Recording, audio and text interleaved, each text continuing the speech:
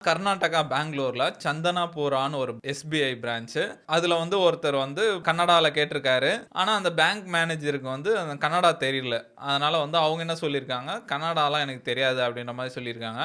இவரு சொல்லியிருக்காரு, "ஆர்பிஐ ரூலே இருக்கு. லோக்கல் லாங்குவேஜ் வந்து நீங்க பேங்க்ல பேசணும்" அப்படின்ற மாரி.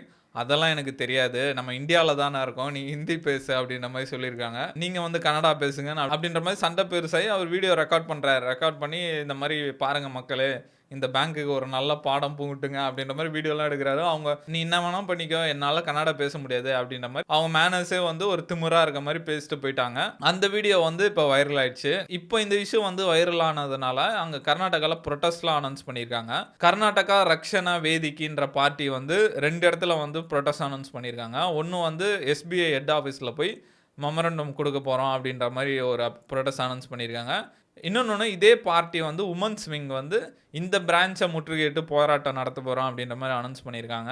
இந்த இஷ்யூ வந்து சீஃப் மினிஸ்டர் அளவுக்கு போயிடுச்சு. கர்நாடகா சீஃப் மினிஸ்டர் சித்தராமையா வந்து அவர் ஒரு போஸ்ட் போட்டிருந்தாரு எக்ஸ்ல. இது வந்து ரொம்ப முக்கியமான இஷ்யூ. எஸ்பிஐ வந்து இத உடனே பார்த்து நடவடிக்கை எடுக்கணும். இனிமேட்டு பேங்க்ஸ்லாம் வந்து நெறைய கன்னடா தெரிஞ்ச பீப்பிள வந்து ஹையர் பண்ணணும் அப்படின்ற மாரி சொல்லியிருக்காரு.